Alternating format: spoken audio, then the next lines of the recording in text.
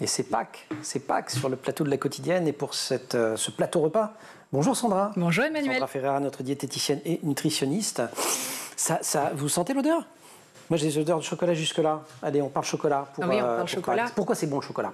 Oui, parce que je vais dire des bonnes choses. Mais oui. Des bonnes choses sur le chocolat, parce qu'il regorge d'antioxydants, ces petites molécules anti-vieillissement en fait, et ça regorge de vitamines, de minéraux. Alors attention, ça ne marche que pour le chocolat noir à 70% de cacao minimum, puisque c'est dans le cacao qu'on retrouve toutes ces bonnes petites choses.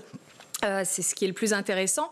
Attention tout de même à ne pas en consommer trop parce que sous prétexte que je vais dire aujourd'hui plein de bonnes choses sur le chocolat, n'allez pas vous enfiler une ou deux tablettes derrière. Bon, un antioxydant, ça veut dire quoi un antioxydant? Alors un antioxydant, déjà il faut savoir pour rajouter un mot un peu compliqué, que les antioxydants du chocolat, c'est ce qu'on appelle des flavonoïdes. Et ces flavonoïdes, il y en a 10% dans la poudre de cacao. En gros, ça ralentit le vieillissement de vos cellules, parce que vous savez, on vieillit et donc les cellules s'abîment petit à petit. Et ça permet de prévenir certaines maladies. D'accord, mais moi je buvais plein de thé pour ça, ou je sais pas quoi. Eh bien, alors oui, figurez-vous, j'ai quelques chiffres. La capacité antioxydante du cacao, c'est 4 à 5 fois plus élevée que la capacité antioxydante du thé noir.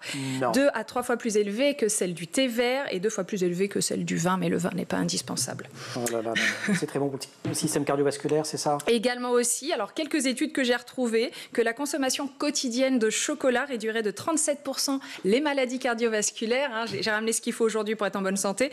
48% le risque d'accident vasculaire cérébral et 27% celui d'infarctus du myocarde.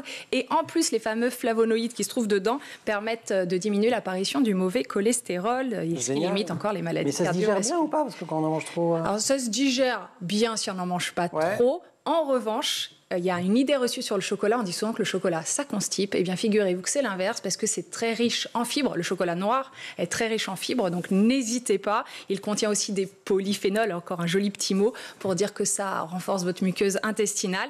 Et c'est une excellente source de magnésium, de fer, de zinc. Et ça, vous le savez, c'est plutôt bon pour le stress, contre le stress. Alors, côté glycémique... Je pose des questions d'experts maintenant. J'aime beaucoup, je sens que vous êtes un assistant. Parfait. L'index glycémique, j'en parle souvent dans l'émission, ça permet de classer les aliments en fonction du pouvoir d'élévation du sucre dans le sang. C'est-à-dire que plus l'index glycémique est élevé, moins c'est bon pour la santé parce qu'on risque d'avoir très faim derrière et c'est moins bon pour les problèmes de diabète et autres. Donc il faut qu'il soit bas. Le chocolat noir à 70% de cacao est autour de 25, ce qui est très bien. Ça permet, voilà, on est beaucoup plus rassasié. Et là, ce qui tombe bien, on remercie les boutiques Les Belles Envies qui ont fait des chocolats vraiment inspirés de l'index glycémique bas parce que là, on va avoir des petits œufs au lait au chocolat noir, un index glycémique 25, ce qui est très bas. Alors, ça n'empêche pas que les calories sont là. C'est juste que ça va moins élever la glycémie, donc c'est meilleur pour la santé. Les petits mendiants là-bas, les mini-tablettes mendiants IG, index glycémique de 19. Et l'œuf magnifique, qui est vraiment magnifique. Je ne sais pas si on voit à l'intérieur, il y a des incrustations aussi d'oléagineux. Eh bien, on a un index glycémique de 20. Donc, c'est très, très bas. Donc, ça permet de manger à Pâques de jolies choses et qui ne sont pas trop mauvaises pour la santé. Maintenant, on peut les manger sans savoir tout ça, juste parce que c'est bon? Exactement. Allez, on se rappelle, c'est toujours un petit régal. Plutôt l'œuf? Allez, un petit œuf pour Léa Todorov.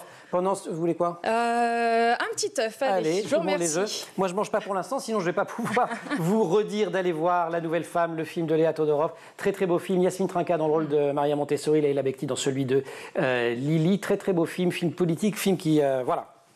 Bon, vous avez compris que j'ai aimé le film. Ah oui, là, je pense que c'est bon. C'est clair. Le film et le chocolat. Super, et le chocolat aussi. Merci aussi, Sandra. Merci aussi à toute l'équipe de l'émission, Marine Plantec pour la préparation de l'émission.